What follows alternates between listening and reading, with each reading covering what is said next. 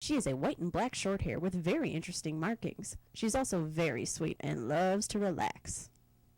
And here is Russ, a handsome 4-year-old Rottweiler Lab mix. He's affectionate, playful, and is eager to learn new tricks.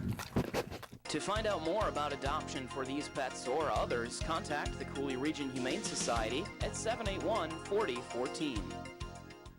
All right, we're back. So, Metta World Not So Peace, huh? How about that? How do you feel? Well, for somebody that had to change his name to, World Peace, he isn't showing a lot of peace on the court, and I'm not liking it. He threw one heck of an elbow. Yeah, that was a good one. Kind of impressive. I don't want to I've rarely seen an elbow thrown so hard. You can't get mad at that though. I mean, that's old school basketball. Yeah, exactly. Yeah, Bill Lambier in the '80s Pistons was throwing elbows all the time. Sharpening his elbows. You know, Rodman in those days. So I don't really like Ron Artest or Metta World Peace or whatever. But I mean, I wouldn't mind getting an elbow from him and then suing him. Oh yeah, I mean, I'd love to have some of his money. But I think everybody would. But as a basketball player, there's this huge push in sports with concussions, that just blatantly goes against it. But there's a suspension looming, obviously, but they don't know, is it going to be 2 games, 10 games? Who knows? They've never had to really deal with this sort of issue until now.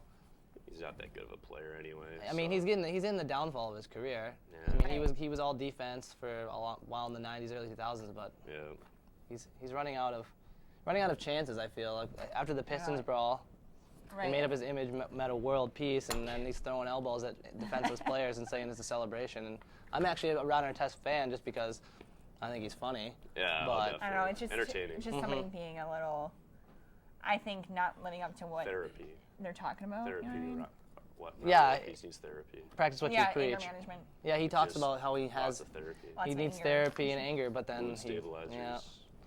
Those kids. Drugs. He needs some sort of help, definitely. Yes.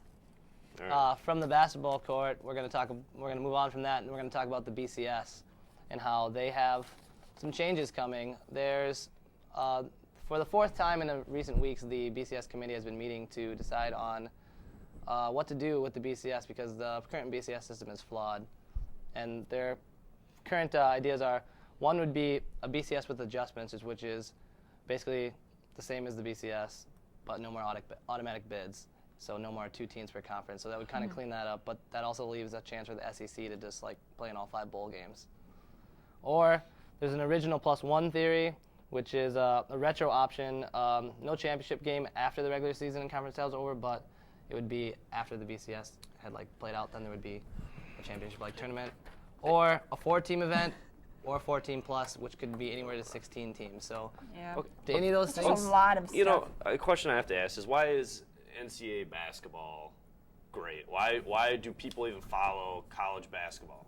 It's because of March Madness. It's because of the playoff system. Agreed. I mean, I don't know why we have a month and a half worth of nothing for college football. You know, there's no football in December. Yeah, there should be kind of a December madness for football. December madness. December madness for football.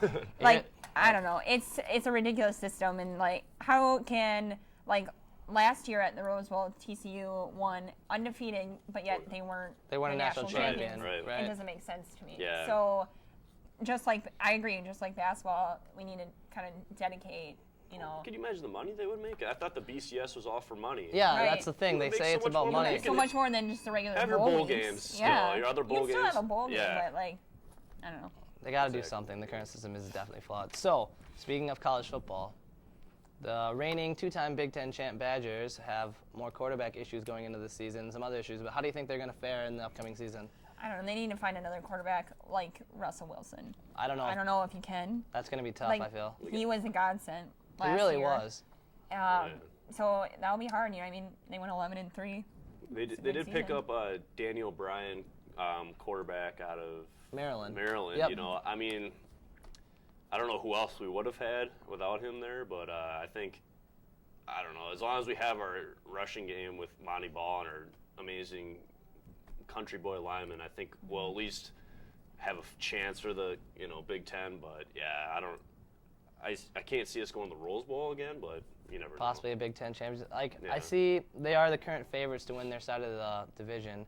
but they lost like 6 coaches, and then like they only bring back 11 starters, so they have a lot of holes to fill and a lot of people that need to step up. Dave Ash and the O coordinator who went to Pittsburgh, I can't think of his name, but they were like almost more important than Bielema by far. Like, he's the face of the thing, but they really made the offense tick and had it down to a science.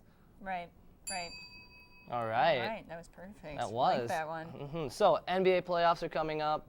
If the playoffs started today, the number 1 seed would be the Bulls. The Bulls. For the Eastern Conference. For the East, and the San Antonio Spurs in the West. So, who do you think is going to win the NBA? The whole thing? Yeah, who's winning the big one? Ah, God. Sounds boring, but I'm going to have to go with the Spurs. I mean, the original Big Three? They're just fundamentally sound. There's nothing, like, flashy about them or anything, but, you know, you got to love Tony Parker and Duncan and Ginobili and all those guys, and then Popovich. He's a great coach. Strategist. He's a great coach. Know, so I think I'm going Spurs here. I would think Spurs just because they're the original Big Three. They've been doing it. They have this system down, and this is really one of their last chances to really make the collective run. But I don't know. The Thunder and the young guns of Durant and Westbrook, they're pretty explosive. And, I mean, you can't count out LeBron and Wade and all those. Like, any game, in a 5-game series, those guys could just take over, and it would be unfair. But at the same time, if they play like they did last year, we shall see. I don't even watch the NBA. I find it completely boring and ridiculous. I watch the highlights.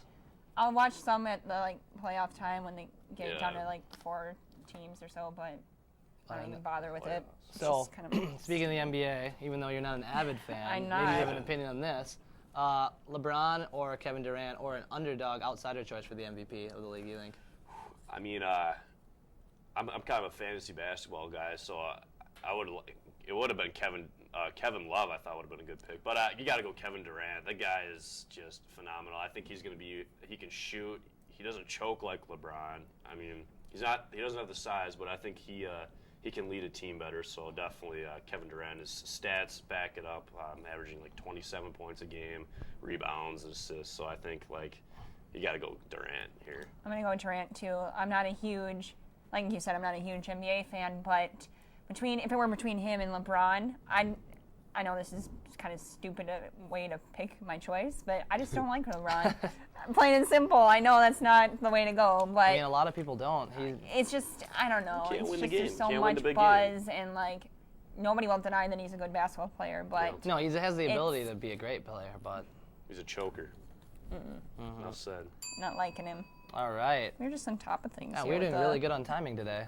So, what's more impressive to you? A pitcher throwing a perfect game in baseball or some sort of other sports feat, like a sub 4-minute mile or inside the park home run? Like, is the perfect game the ultimate sports achievement? It's only happened now 21 times, and it's usually pitchers that aren't even really good. Right, like this guy that pitches for the White Sox the other day. I never heard of him. Who is he? I never even heard of him. But you gotta. I mean, not getting anyone on base, whether it's through walking great defense or I mean that's pretty good feat. I mean, a guy in the 70s did it on LSD once. Oh yeah, but Doc Ellis was it? Yeah. So doesn't even remember pitching the game. No, but and that is impressive. That's really impressive. So I don't know. I can't really think of anything that's more. I don't know. A perfect game is impressive. Yeah. Impressive. Indeed. And I actually just saw on the news the other day some 12-year-old in Pennsylvania pitched a perfect game, but even better, he struck out every player. Oh wow. So that's the ultimate Major League. Watch. Check out this kid. Yeah, he'll be up. All right. So Brewers reigning NL Central champs, but they lost Prince Fielder. How's the Brewers' outlook for this season look? I don't know. At least they got Braun back a little bit. The whole steroid thing was a little bump in the road. That was kind of a weird situation. Yeah, I don't even want to talk about that. But I do think they have. I do think they have a pretty good chance to have another good season. Will they make it to anywhere big? I don't think so. Seems like their pitching couldn't get any worse from last year, but geez, their starting pitching just can't do anything. So hopefully we can do something. We're at 500 right now, but it's a long season, so. Right. Although the pitching, I guess we have to go to a promo. I was going to tell you some pitching stats, but. No, say it quick. Oh, okay, we'll say the stats. Well, you were saying how the Brewers pitching last year wasn't that good, but when you looked at it, they actually had the 6th best average